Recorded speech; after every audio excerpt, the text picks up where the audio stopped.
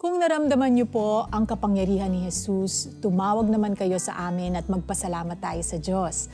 The numbers po are on your screen. Kanina napag-usapan natin ang mga faith healer ng Cuenca. Heto ang kwento ng isang taga roon.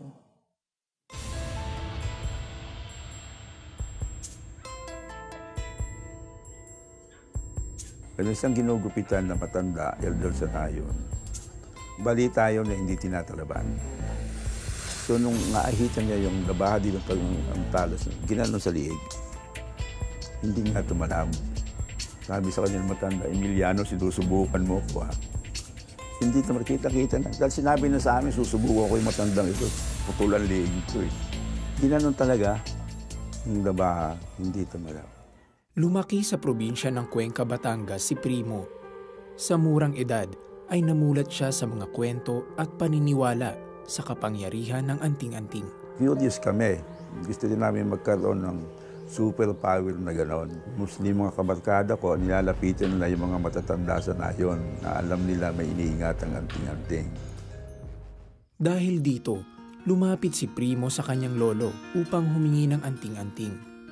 Ngunit isang libro ang ibinigay nito sa kanya. Binilinan siya na basahin ng buo ang libro. Isa puso ito at magkakaroon siya ng kapangyarihan. For 6 months, pinagtiyagaan kong basahin yung cover to cover. No? From Genesis to Revelation, tinapos ko yon. Nung matapos ko, mamaya hindi ko nakita yung anting-anting. Makaraan nga ng ilang buwan ay bumalik si Primo sa kanyang lolo. Sinabihan siya nito na ang pag-ibig at pananalig sa Diyos ang magbibigay sa kanya ng tunay na kapangyarihan. Hindi mo binasa with understanding at hindi nakabukas yung mata mo. Kayo na ho magturo sa akin. Di, akin na. Kinuha. Pagbukas na ganon, nakita yung Jesu Cristo. Yan ang pinahanap ko sa iyo. Kung ingat mo si Jesu Cristo sa katawan mo, yan ang mabisang anting-anting. Walang pwedeng tumampalasan sa iyo kahit pa sinong tao. Napakapangyarihan yan.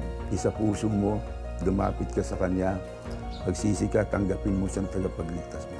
Subalit, hindi ito tinanggap ni Primo at binaliwala ang tagpong iyon. Hindi pa masyadong convinced doon eh. Gano'n. Marami naglalaro sa isipan ko.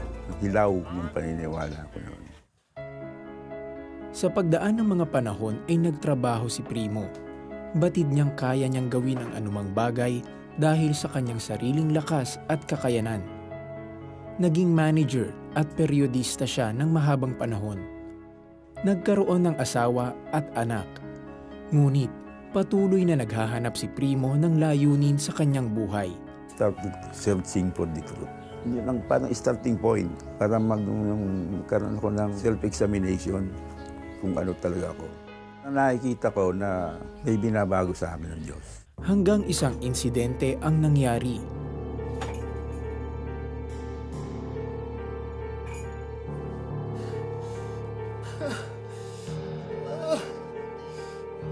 Inatake si Primo sa puso. Sumailalim si Primo sa maraming pagsusuri. Naging labas-pasok siya sa ospital ng mahabang panahon dahil sa iba't ibang komplikasyon. Ito ang pangyayari sa kanyang buhay na natuto niyang kilalanin ang Diyos na siyang pinakamakapangyarihan sa lahat at may kakayanang magpagaling. Dito niya isinuko ang buhay sa Diyos. Basa ko ng basa, doon unti-unting nadidevelop ko. May mawawala ba sa akin kung magtiwala ako kay Jesus? May sumagot. Meron kang mga pakinabang. Makalipas ng ilang buwan ay dahan-dahang nakarecover si Primo. Unti-unti siyang nakalakad, kasabay ng kanyang paglakad sa katuwiran ng Diyos. Hindi nagtagal, ay tuluyan siyang gumaling. Hindi pa huli ang lahat sa Panginoon. Patuloy na lumago ang pananalig ni Primo sa Diyos sa patuloy na pag-aaral ng kanyang mga salita. Nasumpungan niya ang kanyang sarili sa kamay ng pinakamakapangyarihan. Walang iba kundi si Jesucristo lamang. Ano ko na na-realize, yung true objective ng lolo ko, kung bakit ako pinababasa ng Bible. Dinaan lang din sa akin. Sa lahat palang sakit, kahit anong kagrabe, ang pinakamahusay na healer si Jesus Christ.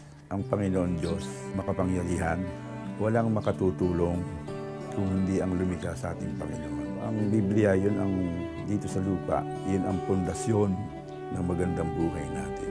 Dapat lumakad tayo, kumilos, magsalita ng ayon sa turo at pangaral ni Kristo. Pag nilabag natin yun, wala tayong patutunguhang magandang direksyon. Puro kaguluhan ang sasapitin natin. Kung nakinig agad si Primo sa kanyang lolo, hindi na siya siguro nahirapan ng gusto. Ngayon, naniniwala na siya sa Biblia at lahat ng pangako doon ng Panginoon. Sana tayo rin pong lahat. Magbabalik po kami pagkalapos ng ilang paalala.